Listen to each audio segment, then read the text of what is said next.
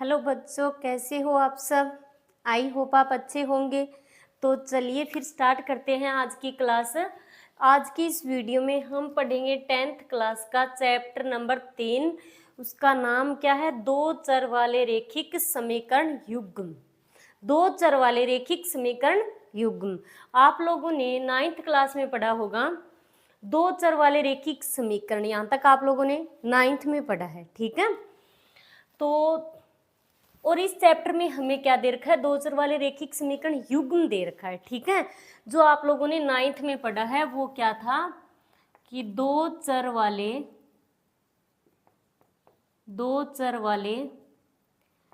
रेखिक समीकरण, यही पढ़ा आप लोगों ने 9th में, ठीक है। युग्म नहीं था वहां पर, और यहाँ पर क्या है? युग्म है। तो ये जो चैप्टर है इसका हम बेसिक कंसेप्ट अच्छे से कंप्लीट करेंगे, ओके। तो आप लोग ध्यान से देखना। दो चर क्या हो? मतलब ऐसा समीकरण जिसमें चर क्या हो, यानी दो दो वेरिएबल साथ साथ चलेंगे, ठीक है। दो चर होंगे इसमें। तो दो चर जैसे एक्स वाई दो चर है, ठीक है। और जरूरी नहीं है कि एक्स और वाई भी हो, यू और वी भी हो सकता है, चर ए और बी भी हो सकता है। मतलब यहाँ पर दो चर एक साथ चलेंगे। जैसे एक समीकरण है x प्लस 5, तो यहाँ पर क्या है? चर एक है, तो ये दो चर वाला रेखिक समीकरण नहीं हो सकता, ठीक है। दो चर वाला रेखिक समीकरण कौन सा होगा? जैसे x प्लस वाई बराबर 5। ये जो समीकरण है इसमें चर कितने हैं? दो है, तो ये होता है दो चर वाला रेखिक समीकरण। अब ये तो हो गया दो चर। आया आप लोगों की समझ में कि दो चर होंगे इसमें, ठीक है। दो चर वाले रेखिक समीकरण। अब रेखिक का मतलब क्या होता है? रेखिक का मतलब होता है कि चर की अधिकतम घात कितनी हो? एक हो, ठीक है। यहाँ पर क्या है? x की घात कुछ नहीं है, इसका मतलब एक है। और यहाँ पर y की घात कुछ नहीं है, इसका मतलब क्या है? एक है। तो रेखिक का मतलब यही होता है कि समीकरण में क्या हो? चर की अधिकतम घात एक ही होनी चाहिए, ओके। एक से अधिक चर की घात नहीं होनी चाहिए। तो ये होता है दो चर वाले रेखिक समीकरण। तो समीकरण का मतलब क्या होता है? ये तो दो चर का मतलब हो गया जिसमें दो चर होने चाहिए। रेखिक का मतलब हो गया कि इसमें चर की अधिकतम घात एक होनी चाहिए, ठीक है। अब बात करते हैं हम समीकरण की। तो समीकरण क्या होता है? आप लोगों ने पढ़ा होगा, अब इसका जो दूसरा चैप्टर था 10th क्लास का, उसमें आपने पढ़ा होगा बहुपद। तो बहुपद क्या होता है? जैसे x प्लस 4 है, ये क्या है? एक बहुपद है, ठीक है। अब यदि हम इसके इक्वल में कुछ भी लिख दें यहाँ पर, ठीक है। जैसे जरूरी नहीं है कि यहाँ पर जीरो ही आएगा बराबर में, 1 2 4 5 6 जो भी हो, आप यहाँ पर इक्वल में इसके कुछ भी लिख सकते हो। तो वो क्या होता है? एक समीकरण होता है। जैसे ये लिख दिया x प्लस 4 बराबर 5, या फिर लिख दो x, बहुपद क्या था हमारा? x प्लस 5, ये तो होता था बहुपद, और इसके इक्वल में ये 5 लिख दिया। तो अब ये क्या बन गया? एक समीकरण बन गया, ठीक है। अब आप लोग तो बोलोगे कि बहुपद था px बराबर x प्लस 5, बहुपद को ऐसे लिखते हैं, ठीक है। तो ये बराबर नहीं है, ये तो बहुपद px से बहुपद को दर्शाया जाता है, ओके। ये बराबर नहीं होता। यहाँ पर px क्या होता है? बहुपद को px से प्रदर्शित करते हैं, ठीक है। बहुपद तो खाली यही होता है, जैसे x प्लस 2 हो, ठीक है। और समीकरण क्या होता है? इसके इक्वल में कुछ भी लिख दो आप, चाहे कुछ भी आए, ठीक है। एक लिख दो, जीरो जरूरी नहीं है जीरो ही आए, कुछ भी आ सकता है इसके इक्वल में। तो ये क्या बन गया? अब समीकरण बन गया। तो ये होता है बहुपद और समीकरण में अंतर। आया समझ में? तो अब हम पढ़ने वाले हैं दो चर वाले रेखिक समीकरण युग्म। युग्म की बात करें, युग्म का मतलब क्या हो गया? जोड़ा। आया समझ में? दो का जोड़ा युग्म हो गया। तो युग्म का मतलब होता है जोड़ा। तो दो चर वाले रेखिक समीकरण युग्म, उसके बारे में हम पढ़ेंगे। तो दो चर वाले रेखिक समीकरण क्या होते हैं? तो x प्लस वाई बराबर 4 है जैसे, तो ये क्या हो गए? दो चर वाले रेखिक समीकरण युग्म है। आया समझ में?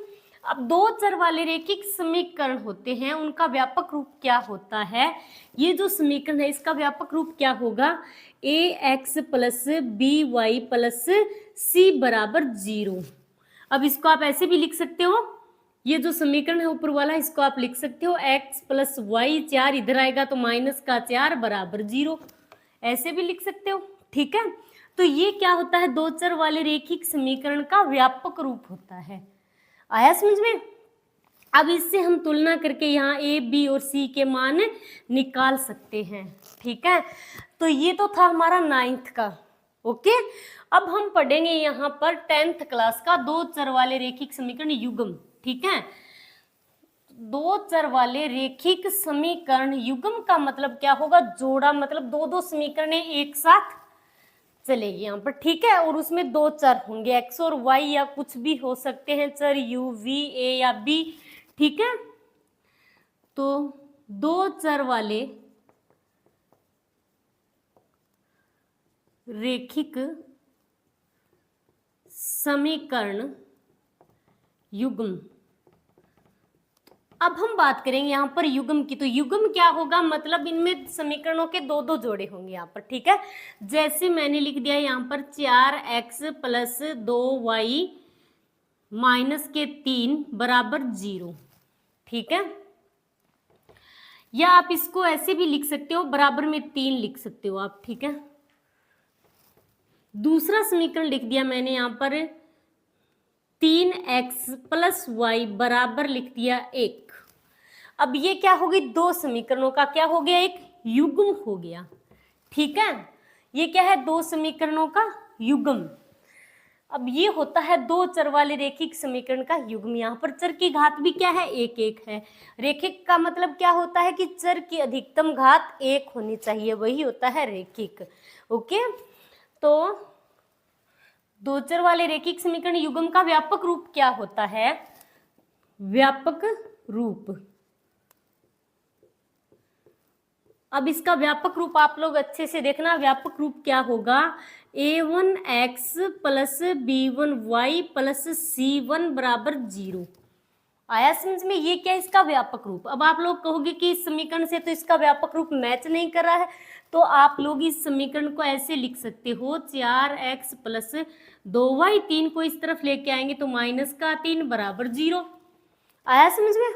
इसी प्रकार इस समीकरण को लिख सकते हो 3x प्लस वाई, 1 इधर आएगा तो माइनस का 1 बराबर 0, लिख सकते हो आप ऐसे।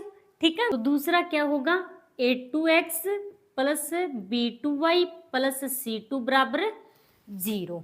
ये होता है इसका दो चर वाले रेखिक समीकरण युग्म का व्यापक रूप। ठीक है, अब हमें यदि तुलना करनी हो, ठीक है, यहाँ पर तुलना करेंगे a1x, x का गुणांक क्या है, यहाँ पर a1 है।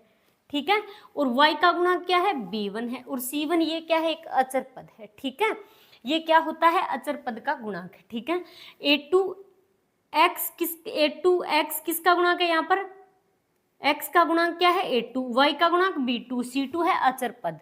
तो इसका ये क्या है, इसका व्यापक रूप है। ये जो व्यापक रूप है इसकी हम समीकरण से तुलना करवाएंगे, तो यहाँ से हम a1 b1 c1 a2 b2 और c2 के मान निकाल सकते हैं। कैसे निकालेंगे, तुलना करवाएंगे। ये क्या है, युग्म। ठीक है, समीकरणों का, दो समीकरणों का युग्म है, इससे हम तुलना करवाएंगे। a1x, तो a1 की जगह क्या है, 4, तो मतलब a1 बराबर 4।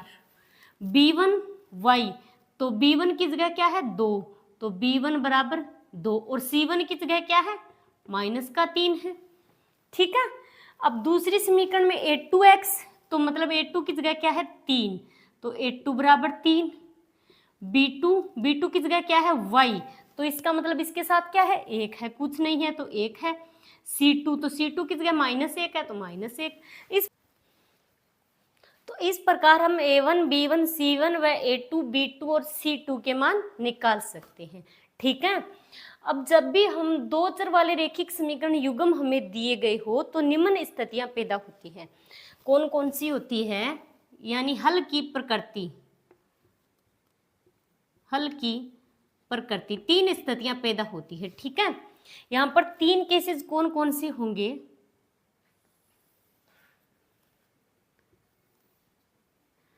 फर्स्ट केस, दो चर वाले रेखिक समीकरण युग्म यदि हमें दिए गए हैं, तो 3 केस कौन कौन से बनते हैं?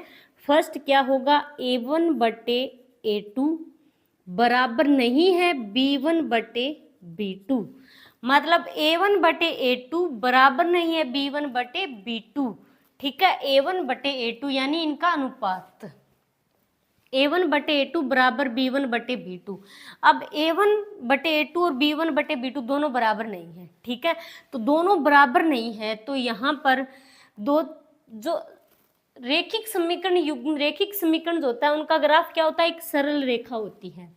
अब यहाँ पर दो चर वाले रेखिक समीकरण होंगे, उनका ग्राफ क्या होगा, एक सरल रेखा होगी। और हमारा क्या है चैप्टर, दो चर वाले रेखिक समीकरण युग्म है, मतलब दो रेखाएं होगी सरल, ठीक है।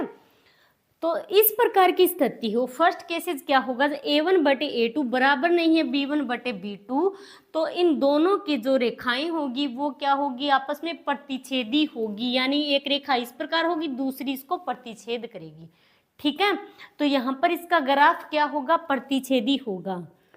तो इसका ग्राफ क्या होगा, प्रतिच्छेदी। जब इस प्रकार की सिचुएशन हो, यानी ये दोनों क्या हो, बराबर नहीं हो, तो इसका ग्राफ होगा प्रतिच्छेदी, यानी दोनों रेखाएं एक बिंदु पर प्रतिच्छेद करेगी। अब इसके हल की प्रकृति, अब एक बिंदु पर प्रतिच्छेद करेगी तो हल की प्रकृति क्या होगी, यहाँ पर हल क्या होंगे इसके, एक अद्वितीय हल होगा, एक ही बिंदु पर प्रतिच्छेद कर रही है तो या तो आप लिख दो एक हल होगा या एक अद्वितीय हल होगा, ठीक है। तो एक अद्वितीय हल होगा, एक अद्वितीय हल होगा, और ये क्या होगा, संगत होगा, ठीक है, संगत। दूसरा केस क्या होगा, सेकंड केस जो है उसमें क्या होगा, a1 बटे a2 बराबर है b1 बटे b2, मतलब a1 बटे a2 और b1 बटे b2 ये दोनों बराबर है, बट बराबर नहीं है c1 बटे c2, मतलब तीसरा बराबर नहीं है। जब इस प्रकार की सिचुएशन आए तो यहाँ पर क्या होगा, इनका ग्राफ क्या होगा, ग्राफ होगा एक समांतर रेखा होगा, ठीक है। पहले में क्या थी, ये दोनों बराबर नहीं था तो दोनों रेखाएं क्या थी, प्रतिच्छेद कर रही थी आपस में, ठीक है। अब इस प्रकार की सिचुएशन हो तो इनका ग्राफ क्या होगा, इस प्रकार का होगा, समांतर होगा, ठीक है।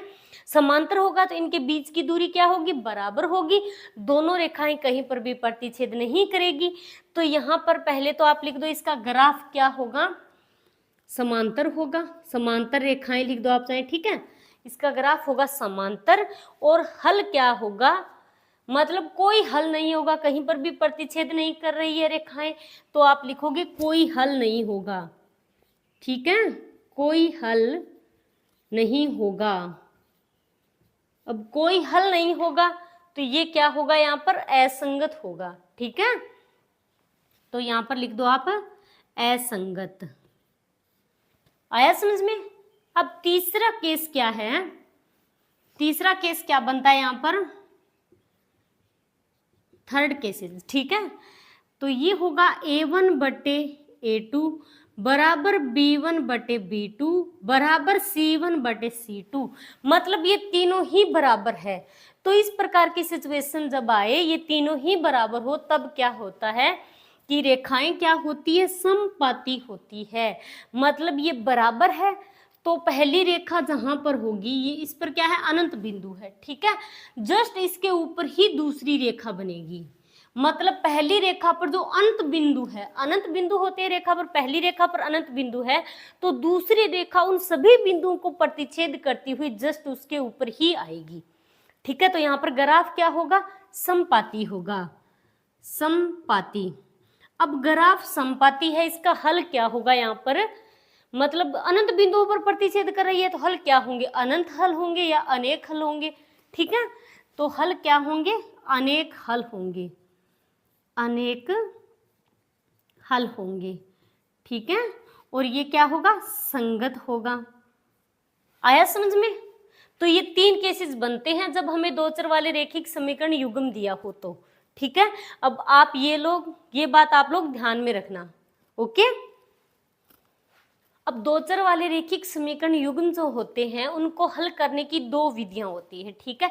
एक तो होती है ग्राफीय विधि, उसमें क्या होता है, ग्राफ बनाया जाता है खाली, ठीक है। दूसरी क्या होती है, बीजगणितीय विधि। तो बीजगणितीय विधि में क्या होती है, जो बीजगणितीय विधि होती है उसमें 3 विधियां होती है, ठीक है। बीजगणितीय विधि से हमें x और y के मान निकालने होते हैं। तो 3 विधियां कौन कौन सी होती है वहां पर, एक तो होती है प्रतिस्थापन विधि, प्रतिस्थापन विधि, और दूसरी होती है विलोपन विधि, विलोपन विधि, ठीक है। तीसरी होती है वज्र गुणन विधि, वज्र गुणन विधि। मतलब इन विधियों से क्या करना होता है, हमें कैलकुलेशन करनी होती है, खाली x और y के मान निकालने होते हैं, ठीक है। पहली और दूसरी विधि आपको पता होनी चाहिए, ठीक है। तो आज के लिए इतना ही, थैंक्स।